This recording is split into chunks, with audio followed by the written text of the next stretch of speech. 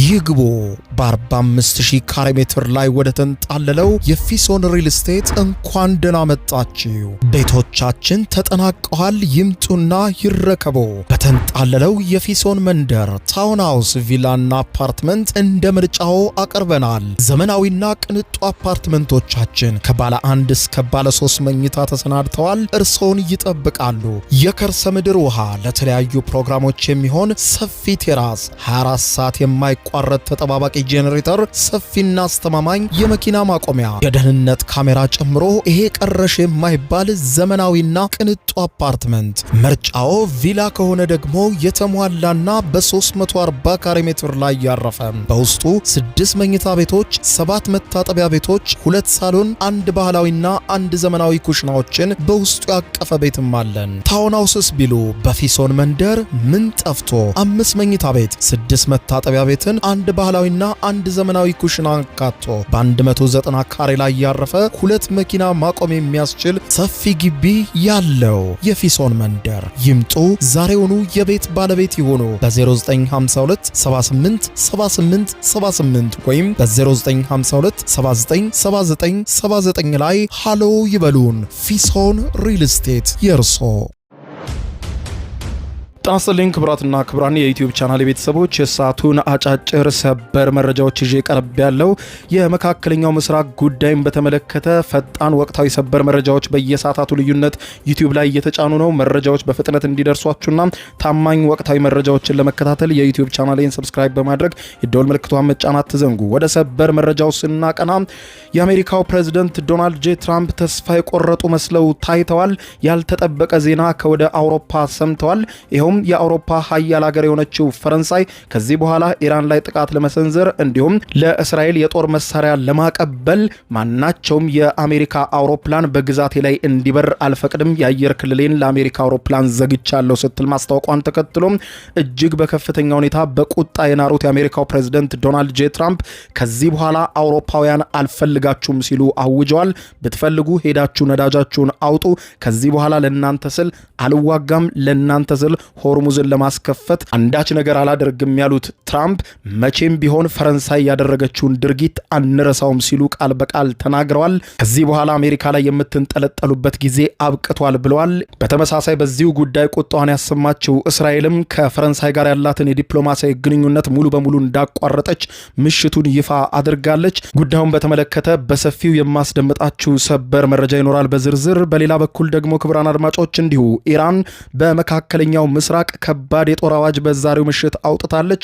ልክ እንደቀደሙት ምሽቶች ሁሉ በዛሬው ዕለት ሌሊትም በርካታ የአሜሪካ ተቋማትን አጠቃለው ስትል ተቋማቱን በዝርዝር በስም ጠቅሳለች። የሚታወቁ እንደ ሜታ፣ ጉግል ያሉ የተለያዩ ካምፓኒዎችን ጭምር ጠቅሳ እነዚህ ካምፓኒዎች በመካከለኛው ምስራቅ ያሏቸውን ጥቅሞች አወድማለሁ ስትል ዝታለች።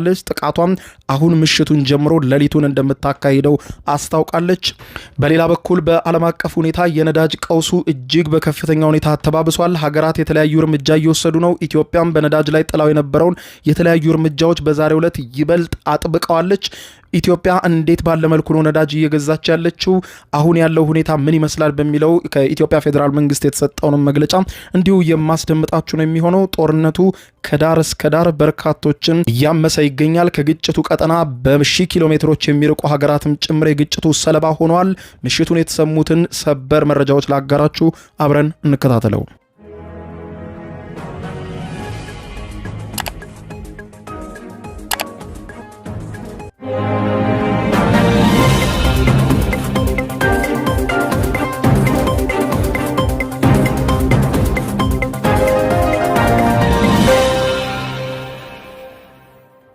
በቅድሚያም በመካከለኛው ምስራቅ ያለው ጦርነት እየተባባሰ መልኩም በየደቂቃዎቹ ጭምር እየተቀያየረ ነው።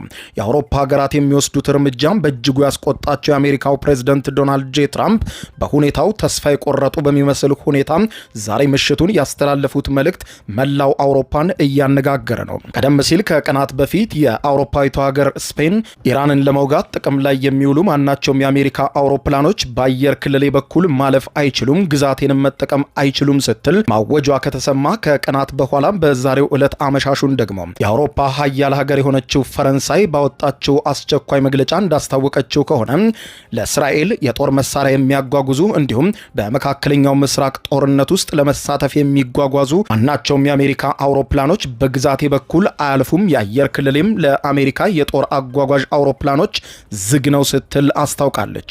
ይህንን ተከትሎ በእጅጉ የተቆጡትና ተስፋ የቆረጡ የሚመስሉት የአሜሪካው ፕሬዝደንት ዶናልድ ጄ ትራምፕ አውሮፓውያን ከእንግዲህ ስለ እናንተ አያገባኝም፣ ነዳጃችሁን ብትፈልጉ ሄዳችሁ ውሰዱ ሲሉ አውጀዋል። የአሜሪካው ፕሬዝደንት ዶናልድ ጄ ትራምፕ ዩናይትድ ኪንግደም፣ ፈረንሳይ፣ ስፔንና ሌሎችም የአውሮፓ ሀገራት በሙሉ ከዚህ በኋላ ስለ ሆርሙዝ ወሽመጣችሁ አያገባኝም፣ ሄዳችሁ ነዳጃችሁን ውሰዱ ብለዋል። ሄዳችሁ ራሳችሁ ነዳጁን ውሰዱ፣ በቃ ውሰዱ፣ ከዚህ በኋላ ዩናይትድ ስቴትስ ስለ እናንተ አያገባትም ብለዋል። በትሩዝ ሶሻል የማህበራዊ ሚዲያ ገጻቸው ላይ የጦር መሳሪያ ጭነው ወደ እስራኤል የሚጓጓዙ ለመካከለኛው ምስራቅ ጦርነትን የሚያጋግሉ አውሮፕላኖች በአየር ክልሌ አያልፉም ያለችውን ፈረንሳይ በእጅጉ እንዳስቆጣቻቸው የገለጹት ትራምፕ ፈረንሳይ ከጠላትም በላይ ጠላት ሆናብናለች፣ እያገዘችን አይደለም፣ ይልቁንም ጠላትን ለመርዳት እየሰራች ነው በማለት ወቅሰው ፈረንሳይ አሁን በአሜሪካ ላይ ያደረገችውን ነገር አሜሪካ መቼም ቢሆን አትረሳውም፣ አትዘነጋውም ብለዋል። ዩናይትድ ኪንግደምን ጨምሮ ሌሎችም በሆርሙዝ ወሽመጥ መዘጋት የነዳጅ አቅርቦት መስተጓጎል የገጠማቸው ማናቸውም ሀገራት በሙሉ ወደ ሆርሙዝ እየሄዱ ነዳጃቸውን እንዲወስዱ ከዚህ በኋላ አሜሪካ ለነሱ ስትል ምንም እንደማታደርግ አውጀዋል። ለራሳቸው መታገልን ከእንግዲህ መማር አለባቸው። እስከ መቼም አሜሪካ ላይ ይንጠለጠላሉ?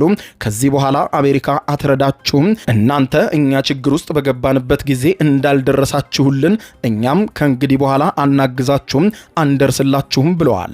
ትራምፕ በዚሁ መልእክታቸው ላይ የኢራንን አስተዳደር ሙሉ በሙሉ በጣጥሰነዋል፣ ከባዱን ስራ አቅልለንላቸዋል፣ ሂዱና ከእንግዲህ ነዳጃችሁን ቅዱ፣ ከዚህ በኋላ ከአሜሪካ ጋር የምትነጋገሩት አንዳች ነገር የለም ሲሉ ነው የገለጹ። ፈረንሳይ ዛሬ አመሻሹን ባወጣችው በዚህ መግለጫውን በመካከለኛው ምስራቅ ጦርነት የሚሳተፉ እንዲሁም ለእስራኤል በቀጥታ መሳሪያ የሚያጓጉዙ አውሮፕላኖች በአየር ክልሌ በኩል ማለፍ አይችሉም በማለት ማወጇንና መከልከሏን ተከትሎ እስራኤልም ቁጣዋን ገልጻለች። እስራኤል ከፈረንሳይ ጋር ያላትን ማናቸውም ወታደራዊና የንግድ ግንኙነቶች ሙሉ በሙሉ ከዛሬ ምሽት ጀምሮ ለማቋረጥ እንደወሰነች በይፋ አስታውቃለች። በዚህም መሰረት ከፈረንሳይ የሚደረጉ ማናቸውም አዳዲስ የመከላከያ ግዢዎችና ስምምነቶች የታገዱ ሲሆን ቀደም ብለው የተፈረሙ ነባር ውሎችን ብቻ ይቀጥላሉ እንጂ ብለዋል። የእስራኤል አሜሪካና ኢራን ጦርነት ሀያላኑን ጭምር እንዲህ ባለ በከፍተኛ ተፋጠጥ ውስጥ በከተታቸው በአሁኑ ሰዓት ኢራን ከዛሬ ምሽት ጀምሮ የምትፈጽማቸውን ጥቃቶች በተመለከተ ምሽቱን የጥቃት አዋጇን ገልጻለች።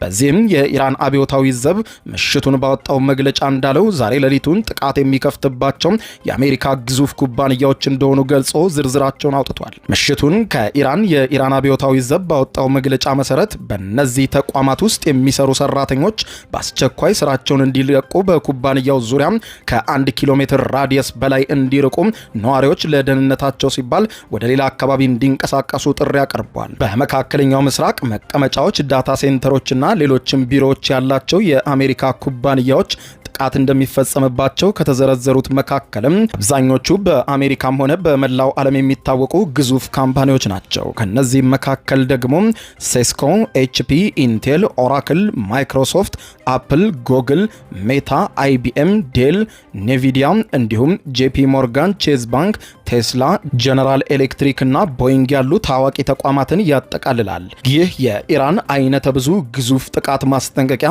በቴህራን ሰዓት አቆጣጠር ከዛሬ ምሽት 2 ሰዓት ጀምሮ ተግባራዊ እንደሚሆን የገለጸው የኢራን አብዮታዊ ዘብ ሌሊቱን ጭምር ማጥቃቱም በእነዚህ ቦታዎች ላይ እንደሚቀጥል ገልጿል። እነዚህ ተቋማት በመካከለኛው ምስራቅ በተለይም በተባበሩት አረብ ኤምሬትስ፣ በሳውዲ አረቢያ ጨምሮ በአንዳንድ የመካከለኛው ምስራቅ ሀገራት ግዙፍ ዳታ ሴንተሮችና የተለያዩ መሰረተ ልማቶች እንዳሏቸው ይታወቃል። ኢራን በዛሬ ምሽት መግለጫዋ የተለያዩ የአሜሪካና የእስራኤል ወታደራዊ ማዕከላት ላይ ጥቃት መሰንዘሯንም ገልጻለች። በዛሬው ዕለት አካሄድኩት ባለችው ዘመቻ 88 የሰው አልባ በራሪ አውሮፕላኖች ወይም ድሮኖችና በርከት ያሉ የሚሳኤል ጥቃቶችን ፈጽሜ በተለያዩ ዙር ጥቃት አድርሼባቸዋለሁ ያለቻቸውን የአሜሪካ ወታደራዊ ሰፈሮችና የእስራኤልን ወታደራዊ ተቋማትን ገልጻለች። ኢራን በእስራኤል ውስጥ ወሰድኩት ባለችው እርምጃም በማዕከላዊ ምስራቃዊ፣ ሰሜናዊና ደቡባዊ የእስራኤል ክፍል የሚገኙ ኢላማዎችን መትቻለሁ ያለች ሲሆን የወታደራዊ አዛዦች ዋነኛ የግንኙነት ማዕከልንም ጭምር ያካተተ ከባድ ጥቃት ነው የሰነዘርኩት ብላለች። በእስራኤል ጥቃት ተፈጽሟል የተባለባቸው ቦታዎች ቤኒ ብሬክ፣ ቴልአቪቭ፣ ቤርሼባ፣ ጋሊሊ፣ ኔጌቭ በረሃም፣ ቴልኖፍ የአየር ኃይል ሰፈር፣ አራድ እና የሙት ባህር ደቡባዊ ክፍል ናቸው ተብሏል። የኢራን እስላማዊ አብዮታዊ ዘብ ባወጣው በዚህ መግለጫ ተከታታይ በሆነው ስኬታማ ኦፕሬሽናችን የአሜሪካ ኃይሎች መሸሸጊያ በአልዳፋህ፣ አቡዳቢ፣ ቪክቶሪያ፣ በባግዳድ እና አሊ ሳሊም በኩዌት የሚገኙ የሰው አልባ በራሪ አውሮፕላን መቆጣጠሪያ ማዕከላትን በድሮኖችና ኢላማ በሚለዩ ሚሳይሎች መትቻቸዋለሁ ስትል ገልጻለች። በእስራኤል ሰሜናዊና ደቡባዊ ክፍል እንዲሁም በሰሜናዊና ማዕከላዊ ኢራቅ በሚገኙ የአሜሪካ አዛዦች መቀመጫዎችና ዋና ዋና ቦታዎችን የሊባኖሱ ሄዝቦላ እንዲሁም በኢራቅና የመን የሚገኙ የኢራን ወዳጅ ታጣቂ ኃይሎች አማካኝነት ከ120 በላይ ስኬታማ ኦፕሬሽኖችን በዛሬው ቀን ብቻ አካሂጃለሁ ስትል ነው ኢራን ምሽቱን ያስታወቀችው። ኢራን ይህንን ስትል በአሜሪካ በኩል በተሰጠው መግለጫ ደግሞ የአሜሪካ መከላከያ ሚኒስትር ፒት ሄግሴት በሆርሙዝ ወሽመጥ በኩል ከዚህ ቀደም ከነበረው የበለጡ መርከቦች እንዲተላለፉ አድርገናል፣ ከባድ ድቀት በኢራን ላይ አድርሰናል ብለዋል። ዛሬ ለጋዜጠኞች አመሻሹን መግለጫ የሰጡት የአሜሪካ መከላከያ ሚኒስትር ፒት ሄግሴት ስለ ኢራንና አሜሪካ ድርድርም ተጠይቀው ነበር። ድርድሩ እውነተኛ ነው፣ እየተካሄደና እየጎለበተ ነው ሲሉ ተናግረዋል። በኢራን የስርዓት ለውጥ ተደርጓል በማለት ከቀናት በፊት የአሜሪካው ፕሬዝደንት ዶናልድ ጄ ትራምፕ መናገራቸው በርካቶችን ማወዛገቡን ተከትሎ ፕሬዝደንት ትራምፕ የስርዓት ለውጥ ተደርጓል ብለዋል። በኢራን ውስጥ እርሶስ ምን ይላሉ? ያየነው ነገር የለም፣ መሪዎች እንዳሉ ናቸው፣ ኢራኖች አሁንም ተቀምጠዋል። እርሶ በጉዳዩ ዙሪያ ምን ይላሉ? የፕሬዝደንቱን ቃል ያስተባብላሉ ወይስ ተብለው የተጠየቁት የአሜሪካው መከላከያ ሚኒስትር ፒት ሄግሴት ስለ ኢራንና አሜሪካ ሁኔታ ሲናገሩ አዎ በኢራን ውስጥ የስርዓት ለውጥ ተደርጓል ያሉት ፒት ሄግሴት የአሁኑ አስተዳደር ከቀደመው የበለጠ ብልህ ሆኗል በማለት ገልጸዋል። ከፕሬዝደንት ዶናልድ ጄ ትራምፕ ጋር ስምምነት ላይ ካልተደረሰ ግን በኢራን ላይ የሚፈጸመው ጥቃት ተባብሶ ይቀጥላልም ሲሉ ገልጸዋል። በመግለጫቸው ማብራሪያም የሰጡት የአሜሪካ ጥምር ኃይል ዋና ኃላፊ ዳንኬን ደግሞ 150 የኢራን መርከቦችን ሙሉ በሙሉ አውድመናል በማለት ገልጸው በ30 ቀናት ውስጥ ከ11000 በላይ ኢላማዎችን በኢራን ውስጥ ደብድበናል ብለዋል። የመከላከያ ሚኒስትሩ በበኩላቸው በቅርቡ የአሜሪካ ወታደሮችን እንደጎበኙ ጠቅሰው ስራቸውን ለማጠናቀቅ ጉጉት አላቸው በማለትም ገልጸዋቸዋል። በአፍጋኒስታንና በኢራቅ ከታየው ወታደሮች ስምሪት በተለየ ሁኔታ ወታደሮች የተነቃቁና ተልዕኳቸው ላይ ያተኮሩ ናቸው በማለት ገልጸው የምድር ጦር ሰራዊት ውጊያ አይቀሬ የሚመስለውን ነገር ተናግረዋል ተብሏል። ይህ በዚህ እንዳለ በዓለም ዙሪያ የነዳጅ ዋጋ በከባድ ሁኔታ እየናረ መሆኑን ተከትሎ ኢትዮጵያን ጨምሮ የተለያዩ ሀገራት በርከት ያሉ እርምጃዎችን መውሰድ ቀጥለዋል። የአሜሪካና ኢራን በእስራኤል ላይ ጦርነት ከከፈቱ አንስቶ የዓለም አቀፍ የነዳጅ ዋጋ መነሻ በሆነው የብሬንት የግብይት መድረክ ላይ ድፍድፍ ነዳጅ በበርሜል ከ$73 ተነስቶም በዛሬው ዕለት $117 ገብቷል። ይህም በጅምላ የነዳጅ አቅርቦት ላይ የታየው የዋጋ ጭማሪ በዓለም ዙሪያ በሚገኙ የነዳጅ ተጠቃሚዎች ላይ በከፍተኛ ሁኔታ ስጋት አሳድሯል። ጦርነቱ ከተቀሰቀሰበት ጊዜ ጀምሮ በአሜሪካ የነዳጅ ዋጋም በአማካይ $1 በላይ ጭማሪ ሲያሳይ በጋሎን ወደ $4 በመድረስ በ4 ዓመታት ውስጥ ለመጀመሪያ ጊዜ ከፍተኛ የተባለውን ዋጋ አስመዝግቧል። ዩናይትድ ኪንግደም ውስጥ አማካይ የቤንዚን ዋጋ በ14 በመቶ ጭማሪ ሲያሳይ የናፍጣ ዋጋ ደግሞ በ27 በመቶ ጨምሯል። በባህረ ሰላጤው ጦርነት ምክንያት የተፈጠረው የነዳጅ አቅርቦት መስተጓጎል በሌሎች ሀገራት ውስጥም የነዳጅ አቅርቦትና የዋጋ ጭማሪ በማስከተሉ ሀገራት አማራጭ እየወሰዱ ነው። ስሪላንካና ባንግላዴሽን የመሳሰሉ ሀገራት ነዳጅ በሬሽን መልክ ማከፋፈል ሲጀምሩ፣ ኢትዮጵያ ደግሞ የመካከለኛው ምስራቅ ጦርነት ከተጀመረ ወዲህ ከዚህ ቀደም ወስዳው የነበረውን እርምጃ ይበልጥ በማጠናከር የነዳጅ ክፍፍልን በተመለከተ በዛሬው ዕለት ተጨማሪ ጠንከር ያለ አሰራርን መተግበር መጀመሯን አስታውቃለች።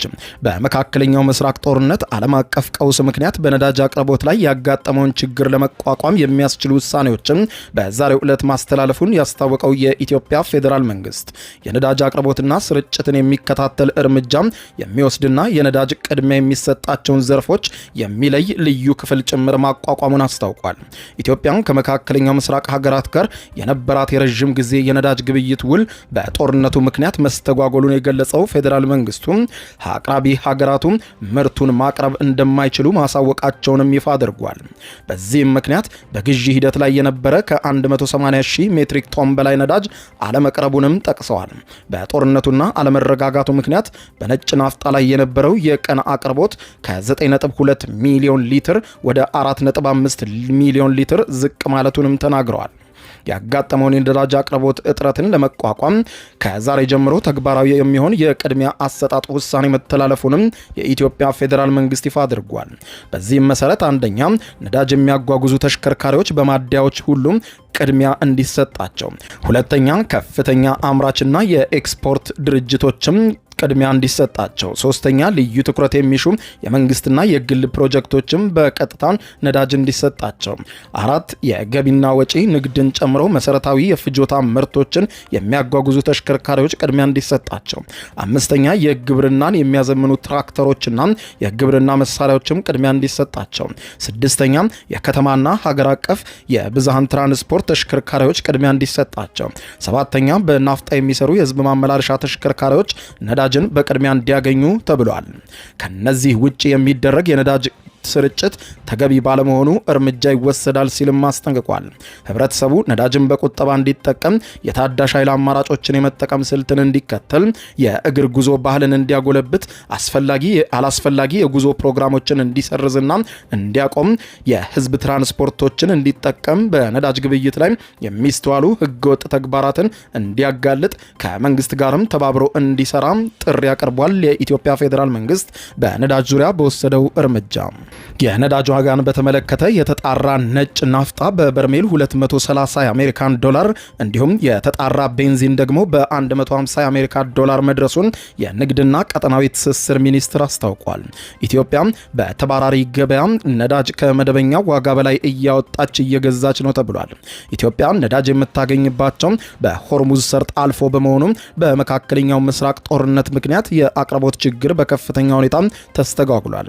የንግድና ቀጠናዊ ትስስር ሚኒስትር የሆኑት ዶክተር ካሳሁን ጎፌ ስለ ሁኔታው ሲናገሩ የመካከለኛው ምስራቅ ጦርነት በነዳጅ አቅርቦት ላይ ከፍተኛ ችግር መፍጠሩን ገልጸዋል።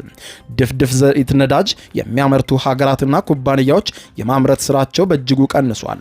የነዳጅ ማጣራት ስራ የሚሰሩ ሀገራትና ኩባንያዎችም በከፍተኛ ሁኔታ ስራቸውን እየተቀዛቀዘ ነው። የሆርሙዝ ሰርጥ በቀን ከ140 ሚሊዮን በርሜል በላይ ነዳጅ የሚዘዋወርበት ሰልጥ ነው በማለት ገልጸው 20 በመቶ የዓለም ነዳጅ የሚዘዋወረውም በዚያ ነበር ብለዋል። ኢትዮጵያ ነዳጅ የምታገኘው በሆርሙዝ ሰርጥ አልፎ በሚመጣ መርከብ መሆኑን ገልጸው ስፍራው ጦርነት ያለበት በመሆኑ የነዳጅ አቅርቦቱም አወሳስቦታል ብለዋል። ከመካከለኛው ምስራቅ ሀገራት ጋር የረዥም ጊዜ የወደፊት ኮንትራቶች ታስሮ ነዳጅ ግዢ ሲከናወን ነበረ። ጦርነቱ በድንገት እንዳጋጠመ ሀገራቱ በኮንትራቱ መሰረት ነዳጅ ማቅረብ እንደማይችሉ አሳውቀውናል ብለዋል። የተከሰተው የነዳጅ ችግርን ለማቃለል በተባራሪ ገበያም በውድ ዋጋ ነዳጅ እየገዛን እያቀረብን ነው ያለ ሲሆን የሚገዛው ነዳጅም 3 እጥፍ ከመደበኛው ዋጋ የሚጨምር ነው ብለዋል። አቅርቦትም ችግር እንዳለ ሆኖ ሲሉ ነው የገለጹት። የግዢ ሂደቱ ላይም የነበረና ተገዝቶም ሊቀርብ የነበረ ከ180 ሺህ ሜትሪክ ቶን በላይ ነዳጅ በጦርነቱ ምክንያት ለኢትዮጵያ ሊቀርብ አልቻለም ያሉ ሲሆን ልክ እንደ ሌሎች ሀገራት ሁሉም አስቸጋሪ ሁኔታ ውስጥ ነው ብለዋል። ጦርነቱ ካጋጠመ በኋላ በተባራሪ ገበያ አማካኝነት 3 ጊዜ ግዢ ተፈጽሞ እርሱም ነዳጅ እየቀረበ ነው ብለዋል። ነዳጅ ከመደበኛው ግዢ ስርዓት ውጪ እየተገዛ ስለሆነ ኢትዮጵያን ለከፍተኛ ዋጋ ተጋልጣለች ብለዋል። የተጣራ ነጭ ናፍጣ ዋጋ ከጦርነቱ በፊት በበርሜል 80 ዶላር ይሸጥ የነበረ ሲሆን አሁን በጦርነቱ ምክንያት 230 የአሜሪካ ዶላር ደርሷል። ይህም 3 እጥፍ በነጭ ናፍጣ ላይ የዋጋ ጭማሪ ታይቷል ነው ያሉት። ቤንዚን የተጣራ ከጦርነቱ በፊት 70 ዶላር ገደማ ነበረ፣ አሁን ግን 150 ዶላር ደርሷል። ይህም ደግሞ ከእጥፍ በላይ ነው ብለውታል። መንግስት ነጭ ናፍጣም በሊትር 95 ብር እየደጎመ ነው ያሉ ሲሆን ቤንዚን በሊትር 42 ብር እየደጎመ ነው። መንግስት እስካሁን 262 ቢሊዮን ብር የነዳጅ ድጎማ አድርጓል። አሁን አሁን ላይ በየወሩ ከ15 ቢሊዮን እስከ 20 ቢሊዮን ብር ድጎማ እየተደረገ ነው። ይሄ ብር በማህበራዊ መሰረተ ልማት ላይ ኢንቨስት ቢደረግ 20 ሆስፒታሎች የሚገነባ ገንዘብ በየወሩ ለነዳጅ እየደጎምን ነው ብለዋል። አሁን ላይ ቤንዚን እንደ ሀገር ከፍተኛ እጥረት አልገጠመንም፣ ነገር ግን ነጭ ናፍጣ 50 በመቶ ያህል አቅርቦት ቀንሷል። በአማካይ በቀን 9.2 ሚሊዮን ሊትር ሲቀርብ የነበረው ወደ 4.5 ሚሊዮን ሊትር ዝቅ ብሏል። ሁኔታዎች አስቸጋሪ ናቸው ሲሉ ገልጸዋል። ክቡራን አድማጮች ለሰዓቱ ብታደምጧቸው መልካም ናቸው ያልኳቸው አጫጭር መረጃዎች የሰማችኋቸው ናቸው። ከሰዓታት በኋላም በሌላ መረጃ ተመልሰን እስከምንገናኝ በያለንበት የዓለም ዳር ቸር እንቆይ። የዩቲዩብ የስኬት ሚስጥሮችን በዝርዝር የያዘው የአቤል ብርሃኑ የወይኗ ልጅ መጽሐፍ ሁለተኛ እትም በገበያ ላይ። ዩቲዩብ ለመጀመር በአጭር ጊዜ ስኬትን ለመቀዳጀት አስበዋል? ዩቲዩብ ብጀምር ስንት ብር አገኘሁም ብሎ አስበዋል? እንግዲያውስ በዩቲዩብ 2 የወርቅ 3 የብር ሽልማቶችን ያገኘው የአቤል ብርሃኑ የወይኗ ልጅ የዩቲዩብ ሚስጥሮች መጽሐፍ በዝርዝር ሁሉንም ያብራራሉታል። ዛሬውኑ ገዝተው ህልሞን እውን የሚያደርጉበትን የዩቲዩብ የስኬት መንገድ ይጀምሩ። በሀገር ቤት አከፋፋይ አዲስ አበባ ሜክሲኮ ኮሜርስ መጽሐፍት መደብር። በውጭ ሀገራት ለምትገኙ ከአማዞን ላይ ብታዙ በቀናት ውስጥ ደጁ ይደርሳል። የአማዞን ሊንኩን እዚህ ቪዲዮ ኮሜንት ላይ ያገኙታል። የዩቲዩብ ሚስጥሮች ዘመኑ ጋር ተፈላጊ መጽሐፍ።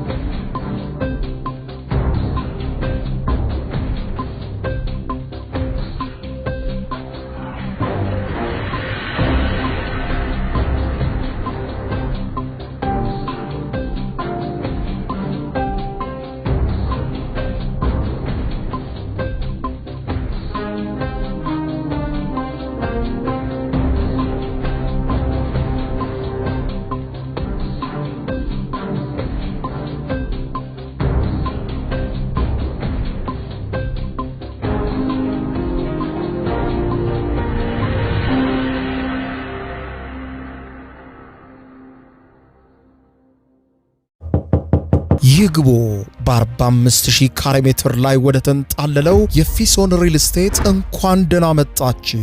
ቤቶቻችን ተጠናቀዋል። ይምጡና ይረከቡ። በተንጣለለው የፊሶን መንደር ታውን ሃውስ፣ ቪላና አፓርትመንት እንደ ምርጫው አቅርበናል። ዘመናዊና ቅንጡ አፓርትመንቶቻችን ከባለ 1 እስከ ባለ 3 መኝታ ተሰናድተዋል። እርሶን ይጠብቃሉ። የከርሰ ምድር ውሃ፣ ለተለያዩ ፕሮግራሞች የሚሆን ሰፊ ቴራስ፣ 24 ሰዓት የማይቋረጥ ተጠባባቂ ጄኔሬተር፣ ሰፊና አስተማማኝ የመኪና ማቆሚያ፣ የደህንነት ካሜራ ጨምሮ ይሄ ቀረሽ የማይባል ዘመናዊና ቅንጡ አፓርትመንት። ምርጫው ቪላ ከሆነ ደግሞ የተሟላና በ340 ካሬ ሜትር ላይ ያረፈ በውስጡ 6 መኝታ ቤቶች፣ 7 መታጠቢያ ቤቶች፣ 2 ሳሎን፣ 1 ባህላዊና 1 ዘመናዊ ኩሽናዎችን በውስጡ ያቀፈ ቤትም አለን። ታውን ሃውስስ ቢሉ በፊሶን መንደር ምን ጠፍቶ 5 መኝታ ቤት፣ 6 መታጠቢያ ቤትን፣ 1 ባህላዊና 1 ዘመናዊ ኩሽና አካቶ በ190 ካሬ ላይ ያረፈ 2 መኪና ማቆም የሚያስችል ሰፊ ግቢ ያለው የፊሶን መንደር። ይምጡ፣ ዛሬውኑ የቤት ባለቤት ይሆኑ። በ0952 78 78 78 ወይም በ0952 79 79 79 ላይ ሃሎ ይበሉን። ፊሶን ሪል ስቴት የርሶ